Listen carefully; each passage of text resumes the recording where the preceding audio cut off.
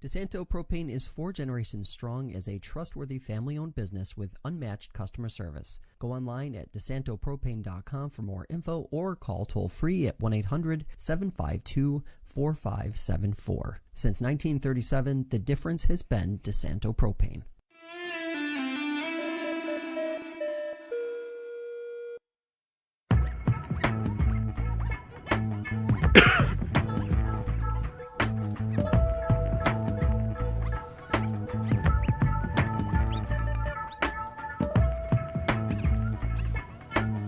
Hello, everybody.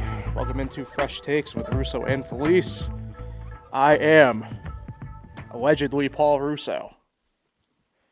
He is allegedly Nick Felice. This is kind of just going to be a basketball episode. We're at a point of the year at the moment for the next week plus where it's just kind of weird. Not an uber ton to talk about, just because baseball. We don't have enough headlines from baseball just yet to kind of talk about anything.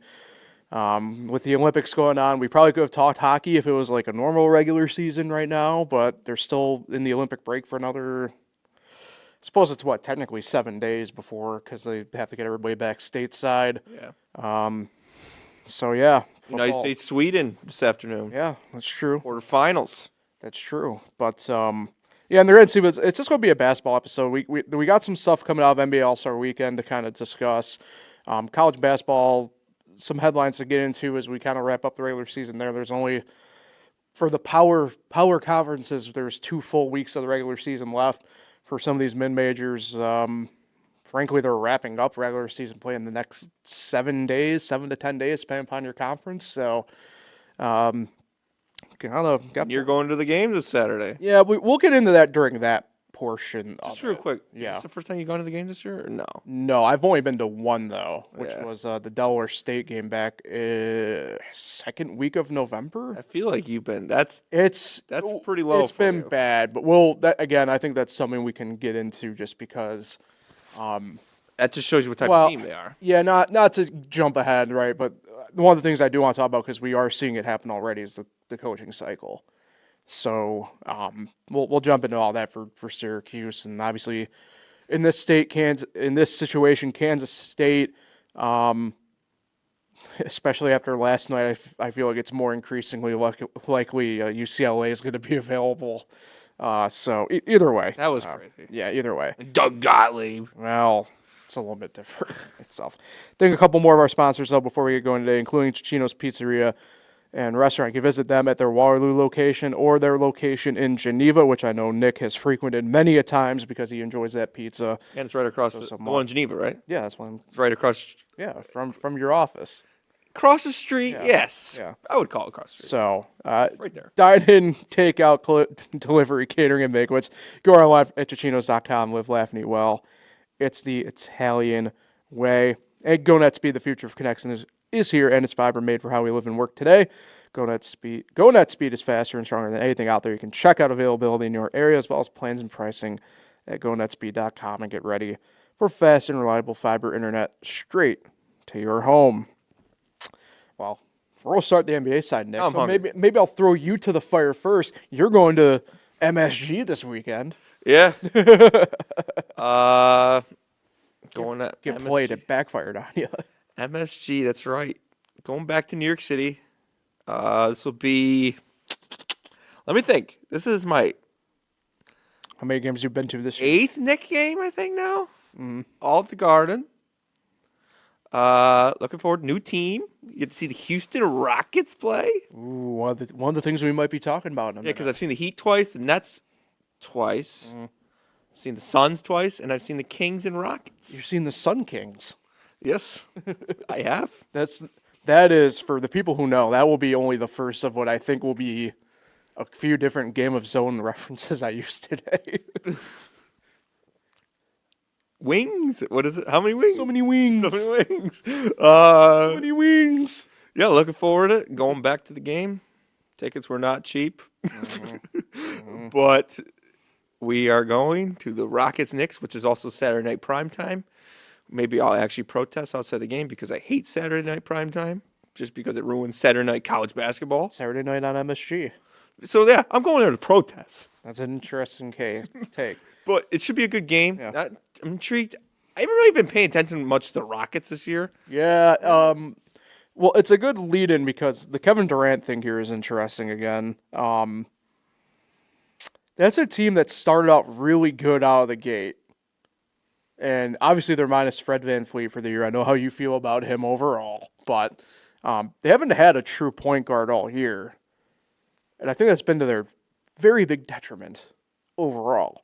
I don't know. That team looks weird. I think there was a lot of hope that they would be kind of on the better side of things, but now you have the Kevin Durant burner situation again happening. Maybe not quite what we thought it was going to be given his past history with burner accounts. But it's just so... It's strange to me in the sense of, we'll call it the fallout of years past involving the trio that's always linked at the hip of him, Westbrook, and Harden, that he's kind of been the one that, like, I feel like a lot of people want to shoehorn Harden into and shoehorn Westbrook into. You know, and I don't know how many more years of the juice being worth the squeeze with him is going to be. You know what I mean? Not that... He's old. Well, right, but like what I'm getting at, though, is like if you're Houston, you put all your chips in to get him this offseason to more or less... Not that I think they're out of it per se. Like, you take yourselves essentially out of the Giannis sweepstakes doing that. And it's, frankly, at this point, I think it's safe to say it's backfired. Right? And it's kind of funny that that's the lead into our discussion of, like, these headlines post All-Star break, but, like, essentially was headline 1A or 1B, depending on the way you look at it, from All-Star Weekend was Kevin Durant in the burners once again. Yeah. You know, I don't really pay attention too much to the whole burner accounts, but that's Durant, you know. His burner Ravens. Yeah. That's two. Write it down. But the Rockets are a good team. And I think it's a little bit of an overrated Western Conference. Okay, I'll let you finish then. Yeah, I think it's a little bit of overrated. People want to put the West way above the East. And I think overall they got some great teams at the top. I don't know about like the 5 through 8 seeds. Yeah. I don't know what to think of those type of teams. And the Rockets, you know, I think are a top 4 seed when it's all said and done in the regular season. And you got a guy like Durant, even though he's older, that gives him a shot to win. But we've never seen Durant really come through for a team other than his loaded teams with Golden State. Yeah. So, and the Thunder, to a degree, I think would be safe to say. I mean, he did win the Western Conference with the Thunder, so that's an accomplishment. I don't view this as a pushback because I do agree. I think with your general umbrella that the West, I don't think overrate is the right phrase. Only because I do think the Thunder and the Nuggets are the 2 best teams in the NBA. They're top heavy.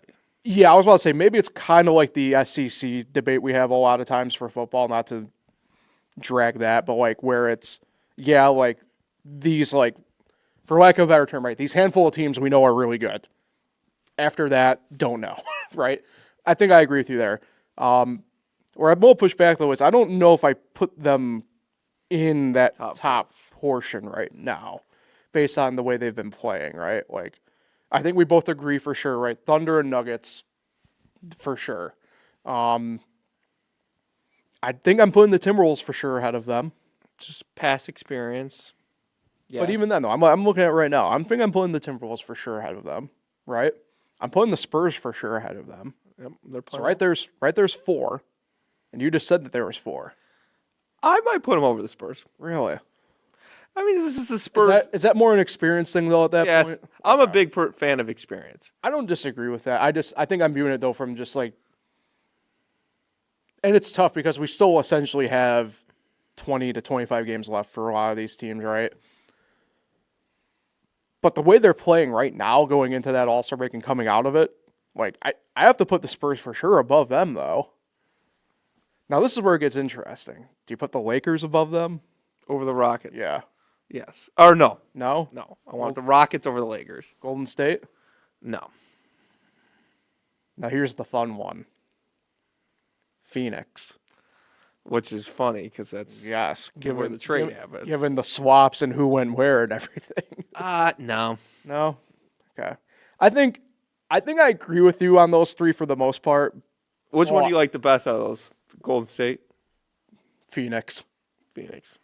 And it's for the comedy of reasons more than anything else, right? Because and look, we can mock him all we want, and I'm not going to disagree, but what you can't lie is that Dylan Brooks appears to be the culture guy no matter where he is. Mm-hmm.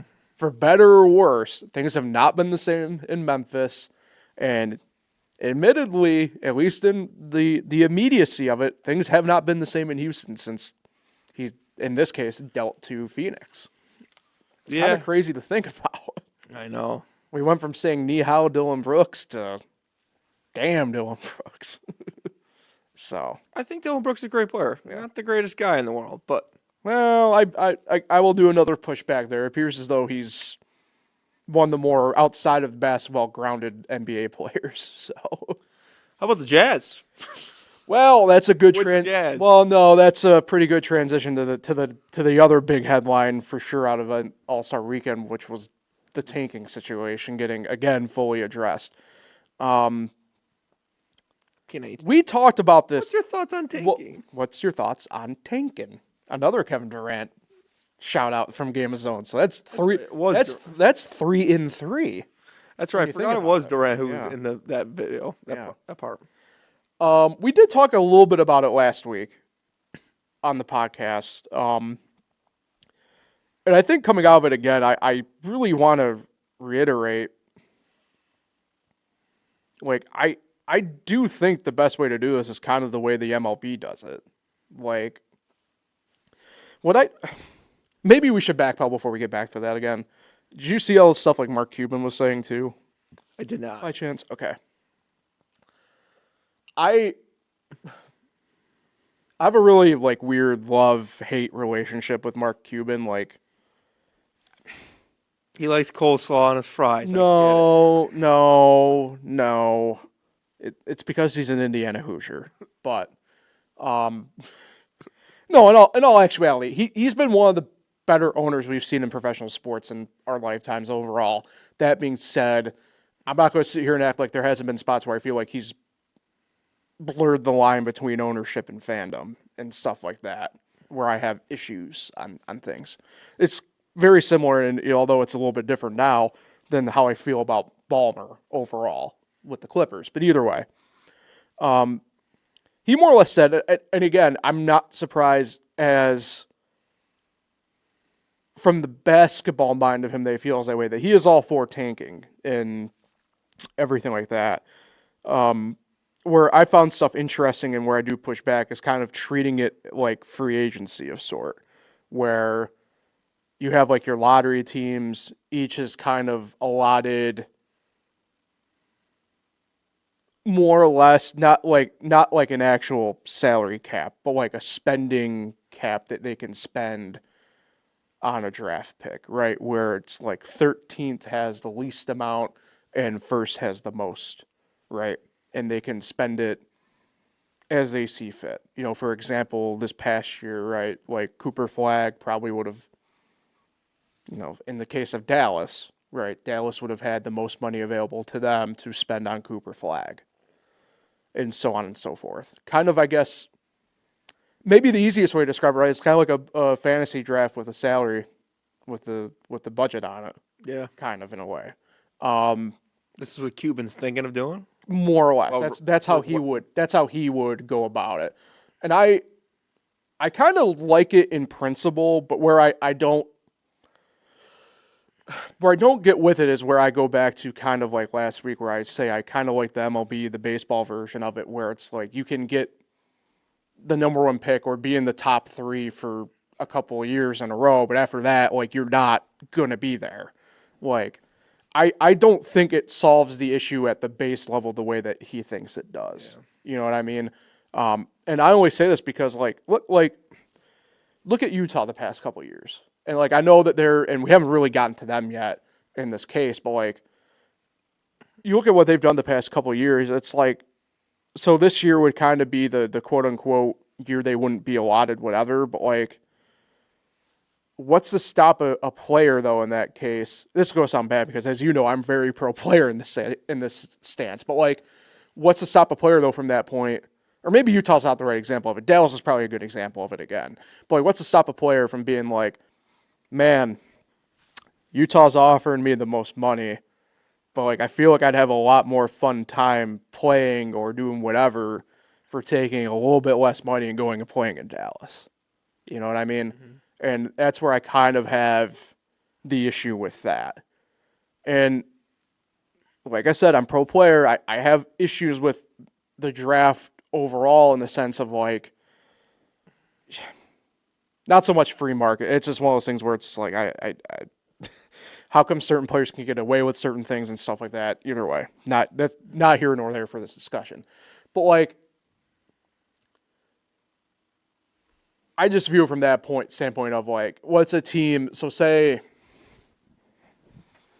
like Dallas, to me is just the perfect example of that, where it's just like, if you were to offer me as a 20, let's just go for the average, right? As a 20-year-old Nick, and knowing what we know about the league and states and culture and everything like that, like, what sounds better to you? Salt Lake City, where everything is closed by 9 p.m., or after the game, when you get done in a game in Dallas, you can go out to the club for a few hours and let loose?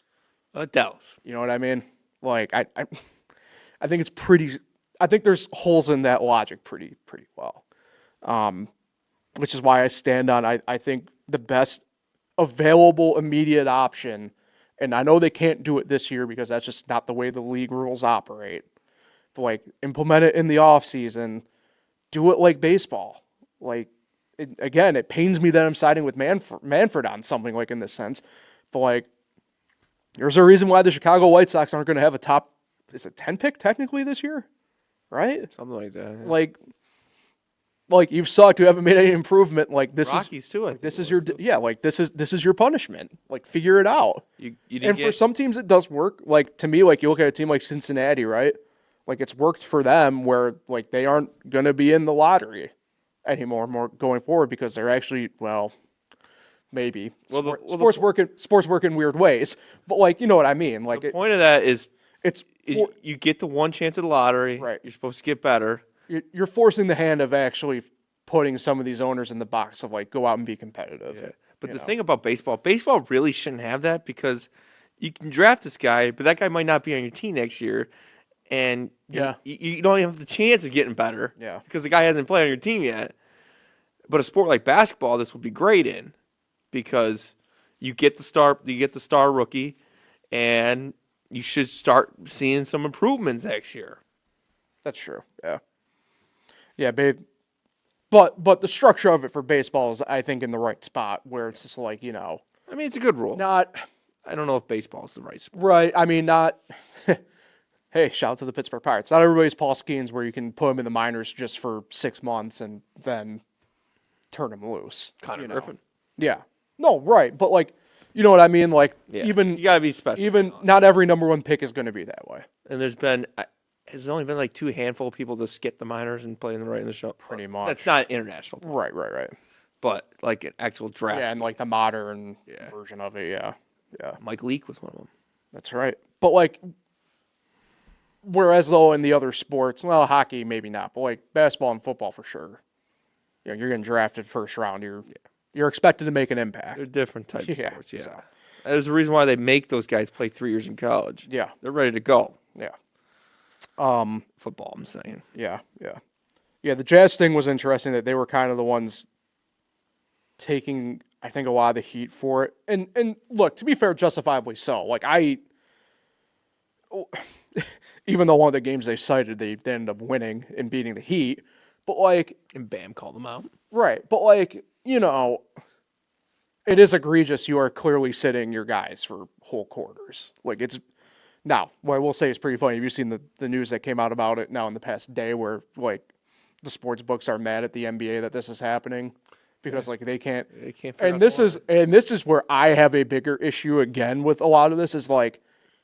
look, I don't have a problem with tanking on a whole, right? Like, you take a look at Indiana this year. Like, they were for sure going to be, like, out to lunch this year. Like, at that point, I'm not dumb. You're gonna do tanking.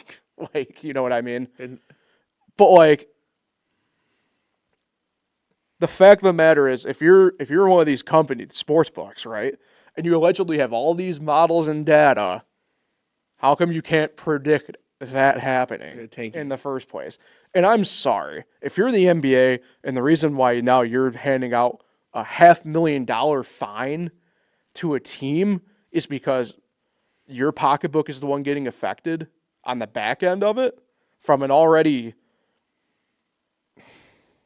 from a we'll call it standpoint of life that has already been a huge detriment to your league this year, that we somehow at All-Star break did not have any issues or anything pop up involving gambling. Yeah. Like, what are we doing? Like, it's mind-blowing to me that, like, you'd rather listen to FanDuel and DraftKings than worry about the actual quality of your product in a time where, and I don't know, somehow this ended up being the most watched All-Star weekend in 15 years somehow. I don't get. But, like, and no one knew what time it was on. But overall, at a time when your product is struggling to attract eyes, like, that's what you're concerned about?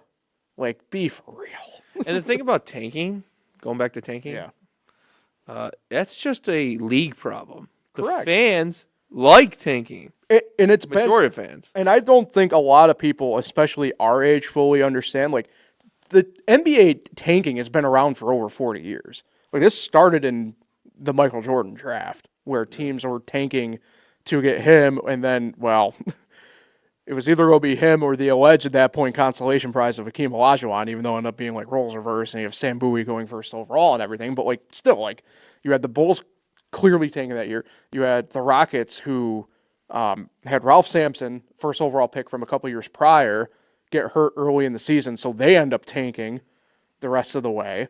Like, this is just a thing that's been around for years, and yeah, we had discussions about it 10 years ago because of the way the Sixers were doing it, but, like, now it's an issue?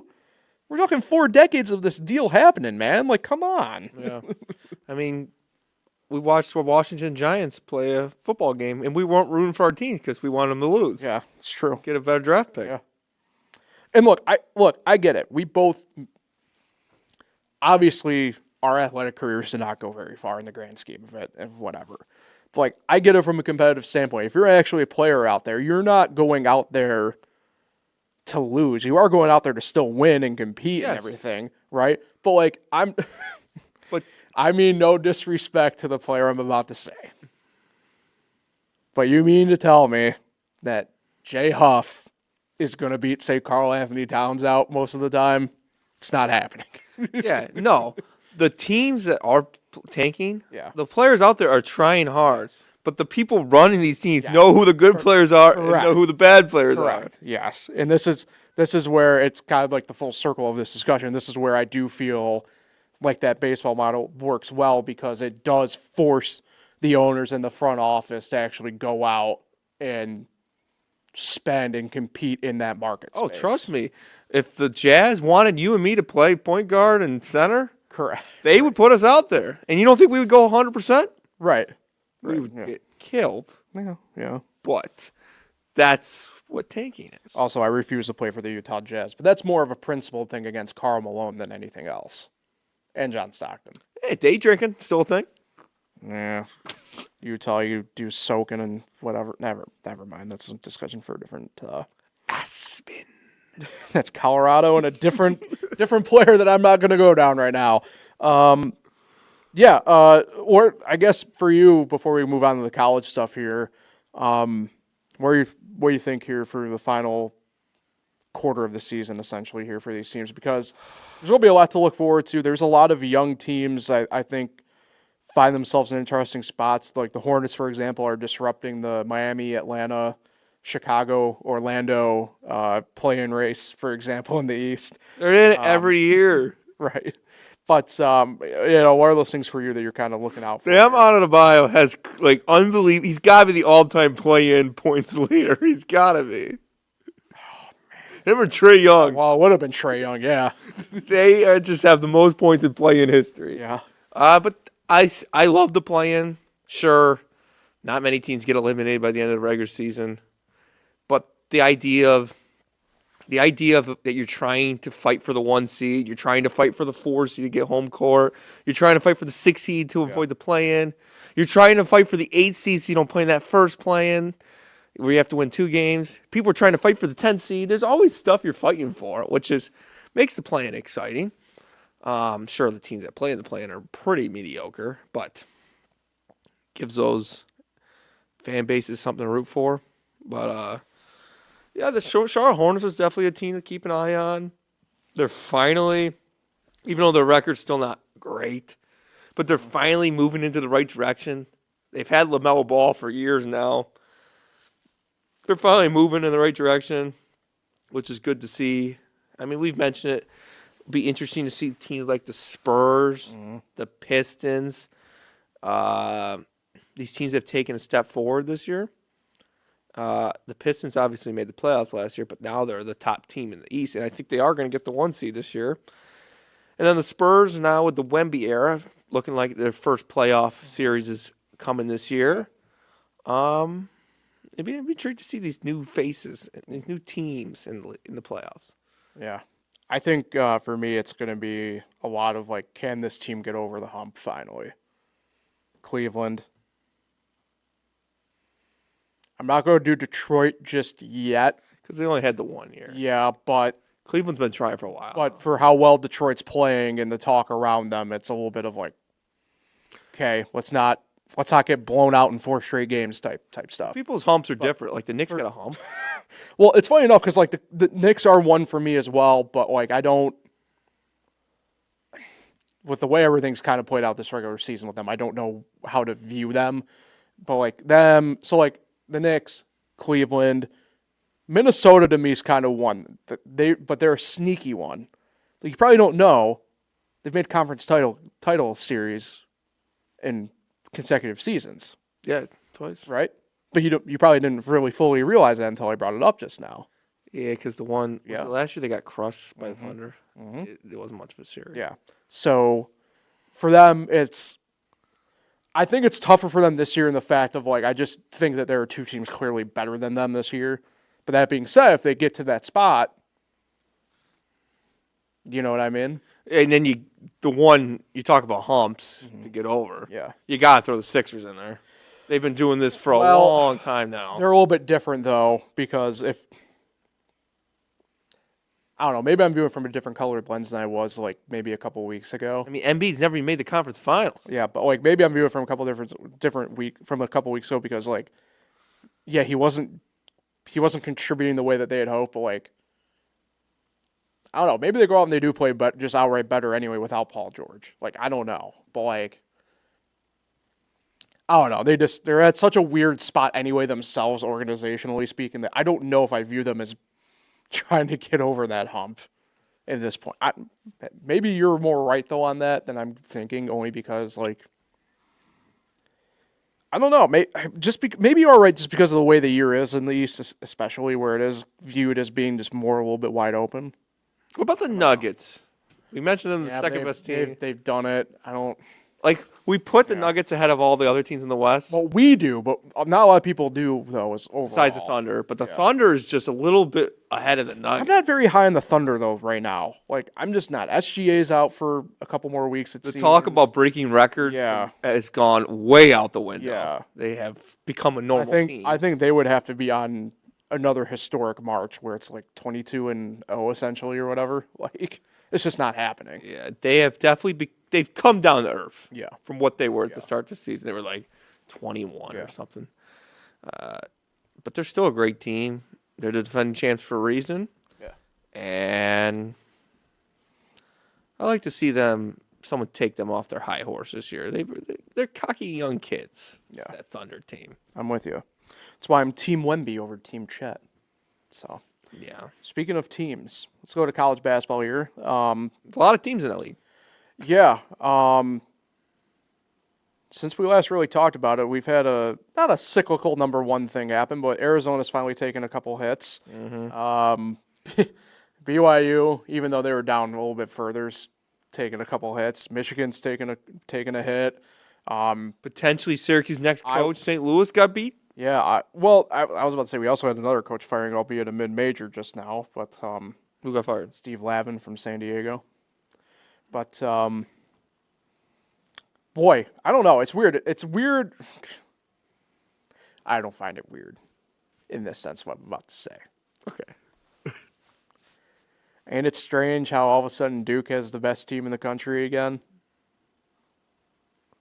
You know what I'm trending towards? Yeah, no, let me hear it. That first round exit, when they lose to Miami of Ohio, is going to hit like crack.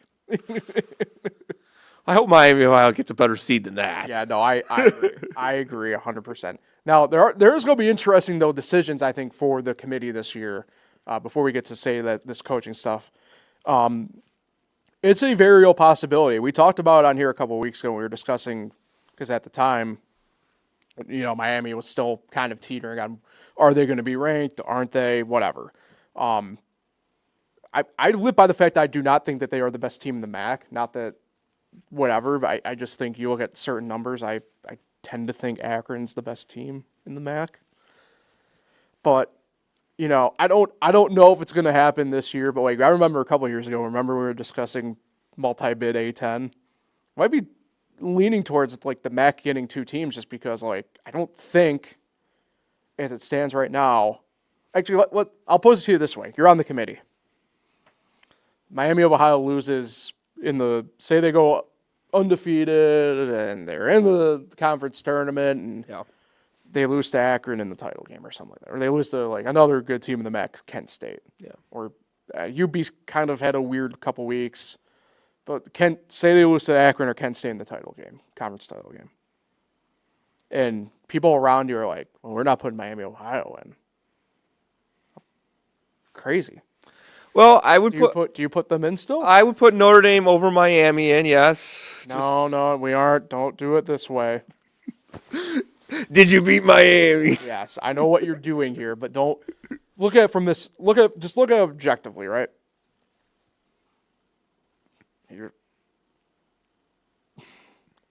putting Miami in over, say, SMU or Cal. I can't. I have to put Miami Not in. If their one loss is the conference championship game. They're in. Okay. They get to the conference championship game undefeated, they're in. Yeah.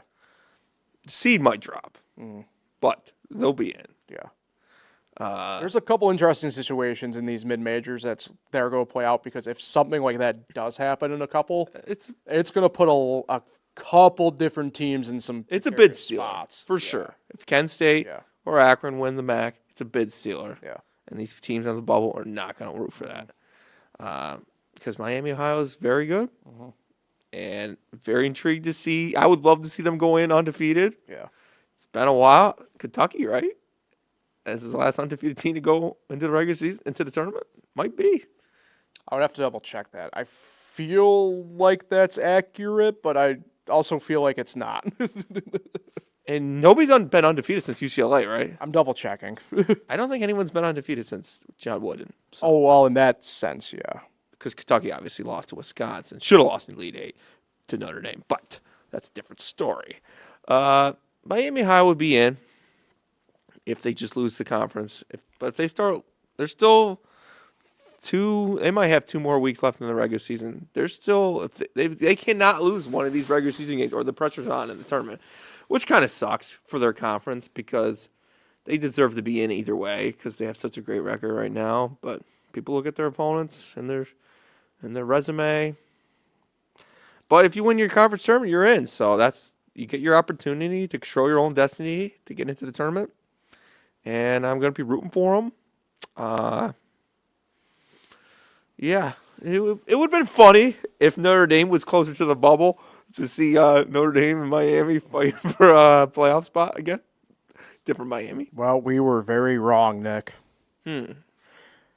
We forgot about the COVID Gonzaga Bulldogs of 2021. Yeah, I forgot about that whole 30, season. 31-0. That season was a fever dream. Teams weren't finishing games or not playing their schedule out. Let me, we have a comprehensive list here if it wants to load for me. There we go. Okay. That was a weird year. We have a comprehensive list. I realized they were So undefeated. before Gonzaga was Kentucky. Mm-hmm. And then before them, just a season before in 2014, who was it? 2014. Yeah, come on. This is a slam dunk one if you're a Knicks fan. 2014, Yeah. slam dunk. If you're a Knicks fan. I'm a Knicks fan. 2014. Because of their second best player is a former Knick legend. Former Knick legend. Yeah. Wichita State. Yep. Ron Baker. Is it? Ron Baker. Well, Landry Shaman now. Wow, my bad. But, yeah, I forgot about that. Wichita State. Yeah, and then before that, you had to go back to 91 with UNLV, so very rare, very rare. So you are also technically wrong on the UCLA front, even though I'm with you. I do not recognize this institution. 1976 Indiana went undefeated the whole way. Really? Yep. Yeah. I don't recognize Indiana or Bob Knight. I refuse. Yeah, I don't know who Indiana is. Exactly. I've heard of that school. It's like the college football. It's like they're the college basketball version of Penn State with me for college football. Really? Yeah. I'm gonna make a lot of people mad saying that. I don't really care. Hey, Indiana didn't beat Notre Dame. Nelson didn't play them, but hypotheticals. Well, last year. That last loss. Damn, hypothetical hands got. But well, we should definitely touch on Syracuse. Did you see they got brought up in PTI the other day? Yeah, last night I did see that. Yeah, I'm intrigued. Like we mentioned at the top, I've only been to one game this year. I'm really intrigued to see how the vibe is inside the Dome on Saturday. It's UNC, who just got smoked themselves. I'm worried for Syracuse on Saturday. I think it's gonna be empty. Where are you sitting? I think we're sitting behind what will be the UNC basket in the second half. Okay. So, that would be the north baseline. Yeah, let me know how many people are up top. Well, it's not. No. That's not. I'm not talking about numbers. I'm talking like booze. Yeah, like how paper bags. What is the reaction going to be? Because look, this is probably going to be the last what I'm going to call bigger crowd for the season. Not a knock on Wake Forest or Pitt or anybody like that, right? But just the draw is a Saturday, UNC. ABC. There's this bigger, you know what I mean, bigger fan base coming 1 o'clock start. Yeah, so, yeah, I don't know. I do expect paper bags, if I'm being totally honest. Really? Yeah. Having lived through that towards the end of Jim Boeheim, I literally have a picture on my phone saved of a game I was at where there were a couple people with paper bags. I don't know. I don't enjoy the booing element overall. Like, I remember, a couple of years ago, you came to the game with us, I think, the Joe Girard game. And booed every time you touched the ball. Yeah, the pregame one for me was weird with that. I didn't think he deserved to be. You cheered. I did cheer for him when he got pregame. I don't think it was fair to him that he got booed pregame in that situation. I don't have a problem with it in game. Pregame I thought was very unfair overall. I don't know. I don't know how I'm going to react when Red comes out of the tunnel on Sunday at this point. I don't know how I'm going to react, period. Like, that is a team that very clearly most of the guys, and look, if it isn't that case or whatever, then I will take full whatever and say I'm wrong. But it appears that for most of those guys in most of these situations now, they're kind of just quitting, right? On 50-50 balls, on spots where they think that, frankly, there might be contact, stuff like that. You know what I mean? Like, and I know I'm wrong in this sense, but like, it just felt like William Kyle was the only one who cared during the Duke game. Well, the problem, you know what I mean? Like, it just, there was visually it's the visual side of it, right? Where like you don't have to give a damn, but at least look like you give a damn. Yeah. You know what I mean? Other than Cayenne, J.J. Starling, who grew up in Syracuse, and anybody who would grow up in Syracuse if they're on the team right now, they're the only ones that even know what it was like, this proud program. Well, I was going to say, and I'm not too sure if you saw or not, but I saw somebody on Instagram and TikTok. They posted a video of, I think it was the second Duke game at Syracuse. So 2015 or whatever it was then. It's like, remember when this was the biggest rivalry? I'm like sitting there going like, one, no. Because two, we went to games where in the Big East where it mattered more, it was much more whatever. But like, we are essentially at a generation because of, funnily enough, and we'll talk about it because we're just there. We're at a generation essentially now, especially because of 2020, that does not know about the Syracuse brand. And it sucks. Big time. They talked about it.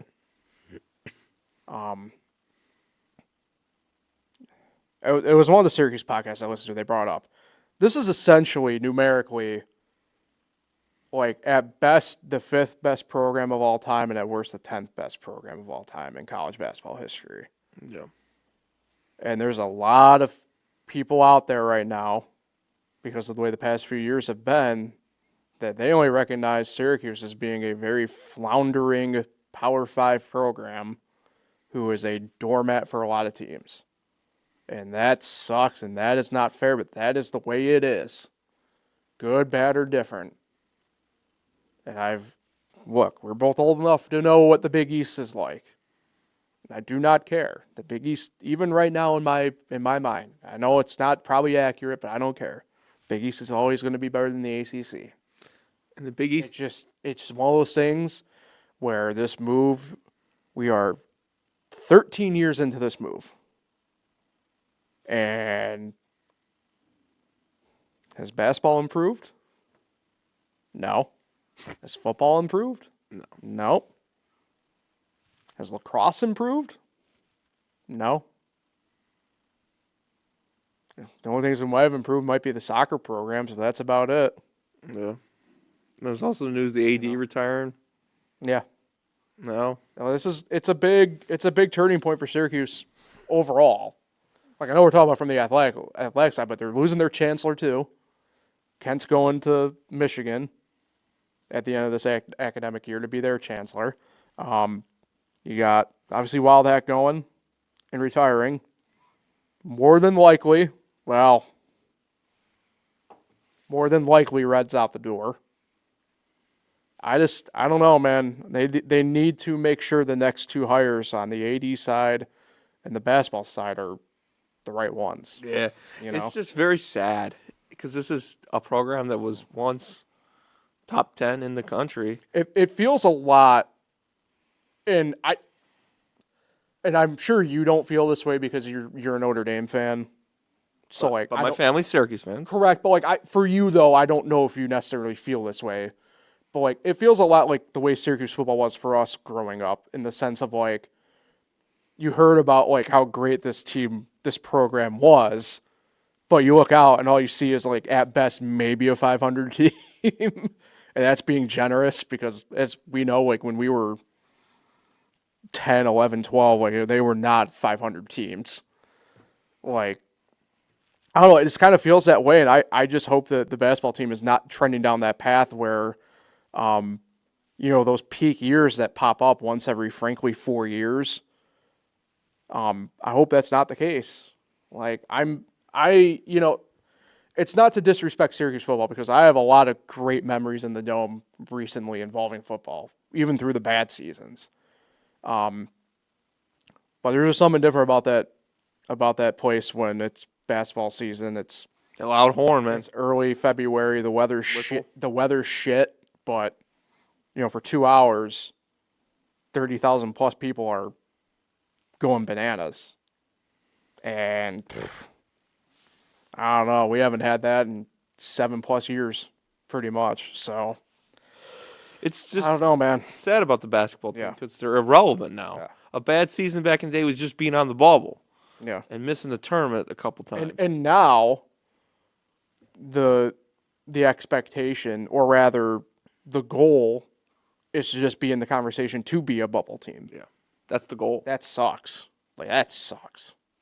Yeah, even their last Final Four runs were Cinderella-esque type runs. Yeah, no, 100%. They were a double-digit Final Four team in 2021, right? The only one that, like, I guess uber recently doesn't feel like a Cinderella run is, like, is it maybe the 2016 run? They were single-digit that year. Like, didn't feel like it was, like, crazy or out of the realm of possibility, so. It's just sad. Yeah. There's no other way of putting it. Yeah. Because they got one of the people aren't. I don't know why people don't say it more often, but they got one of the best venues in college basketball. 100%. And it's dead. Yeah. There's nobody there. Yeah. Conference games, no matter what day of the week, was packed. And yeah, and look, I understand TV and the money from that's big, and I get it, but like, I don't know how many times I have to say it to people, like, I'm sorry, unless I'm like gifted tickets at this point, I'm not going to a 9 p.m. game. Yeah. I'm sorry. Like, it's just, I can't. The whole TV Yeah. thing is dumb because they got to have a doubleheader. Yeah. And No matter the network. majority of the ACC Yeah. is on the East Coast, so somebody's got to be playing at 9. And yeah, no one wants to go to the Dome at 9 o'clock on a Tuesday night. Yeah. And yeah, the hatred for the ACC is definitely bigger with Syracuse just because they haven't had a lot of success in the ACC. This has been a lot of bad years, and they don't do much in the ACC tournament. Never seen a win in that very often. And the only really good year was the first year. Yeah.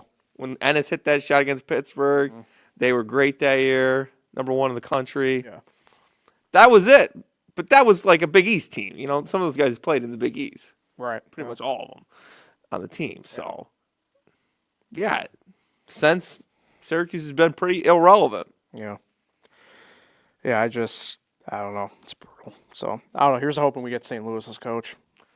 Be nice. Miami, Ohio. No. Not a bad one, but no. I'd prefer Jay Wright. I've heard his name actually be brought up. You'd be for it. Yeah, but I just assume get somebody who's not been out of the game now for a few years. It has to be an outside hire, though. Yeah, I am. What I don't like now is in the past couple of days there's been a resurgence of trying to get Jerry. Yes, and if you were going to do that, you had your shot 3 years ago. I'm going to leave it at that. You had your chance for Mike Hopkins. That was a decade plus ago. Move on from it. You need somebody who does not have any ties to Syracuse. I'm sorry. Believe me, I'd love in a pipe dream world, I would love nothing but to keep it in the family, as we say in sports. But it hasn't been working out. No. Rarely does it ever work out. It's got to be clean house. It's got to. Everybody's got to go. And that goes back to my point, too, about firing Autry mid-season. Is I think it's irrelevant with this team that the coaching staff period needs to go. What happens to Cayenne? I think it's hire dependent. This is going to be a thing that sounds bad given the circumstances. What I also don't like in all this discussion is we are hinging a coaching hire on a 3-star recruit. Which Anthony is. Yeah. And don't get me wrong, in the moments he's had, he has played well for the most part. But he is also not on the same level as Donnie Freeman, for example. But it is. I get it. Carmelo's name is on the building. He's still writing checks. I get it. I'm not dumb.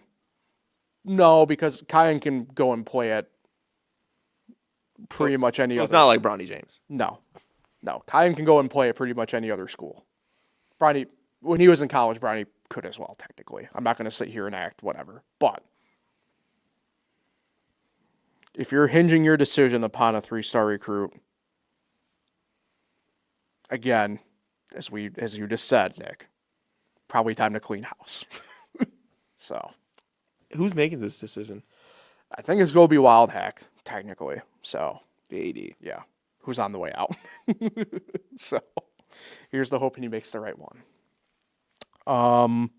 Yeah, I think we can get out here at this point. We've talked about a lot. If it's Mike Bray, I'm coming back to Syracuse. Jeez. Get me out of here. If I see him pop up on the sideline, I'm switching my fandom over to St. John's. So, Nick, I have a feeling about who your shout-out might be this week. I have an inkling, but who are you shouting out this week? It's my dad's birthday. I was right. 29 years old, which is strange because I'm 30. No, you're 29 too, which is weird. Weirder. But yeah, happy birthday, Dad. His birthday's on Saturday. And yeah, happy birthday. Happy birthday, Mr. Go Knicks. Ran into him at Lago over the weekend. I hope he didn't fully listen to my advice for the 500 because Picked Austin Cindric. if it was the Daytona 250, he would have been golden. Unfortunately, the race happened. So, Shout out, Dad. shout out to him. Hey, we'll be back again next Wednesday. Plan is for sure next week shouldn't be too much of an issue, but for both of us, it's sectional basketball time we're coming upon, and so again, not next week shouldn't be the bigger issue because it's still early on in all the rounds and everything. It's the week after where things might get a little bit hairy just because of we have doubleheader games at least on my end that we have to go to. And even then for you, Nick, if there's a earlier game and travel wise, we might have to adjust, but we'll tackle that as it comes. So appreciate everybody for listening and tuning in. You can find fresh takes and all other podcasts here at fingerless1.com, on FL1, the FL1 YouTube, and all major podcasting platforms. Enjoy the week, everybody. We'll talk again next Wednesday.